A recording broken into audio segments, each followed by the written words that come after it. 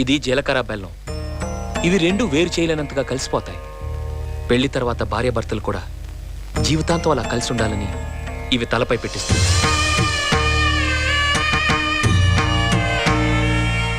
ఇది మంగళసూత్రం. మంగళం అంటే పవిత్రత, సూత్రం అంటే తాడు. ఇది మెడలో పడగానే పెళ్లి అగ్ని కంటే పవిత్రం అవుతుంది. పుట్టింటికెళ్తే అత్తారింటిని, అత్తారింటికెళ్తే పుట్టింటిని మర్చిపోకూడదనే 2 బొట్లున్న తాళ్ళని మెడలో కట్టిస్తారు. తలంబ్రాలంటే తలపై నుండి రాలిపడేవి. ఆ ఇంట్లో సిరి సంపదలు కూడా అలా వచ్చి పడాలనే తలంబ్రాలు పోయిస్తారు. 7 అడుగుల్లో ప్రతి అడుగుకి ఒక అర్థం ఉంది. మొదటి అడుగు అన్నపానాల కోసం, 2వ అడుగు సుఖ సంతోషాల కోసం, 3వ అడుగు వ్రతాల కోసం,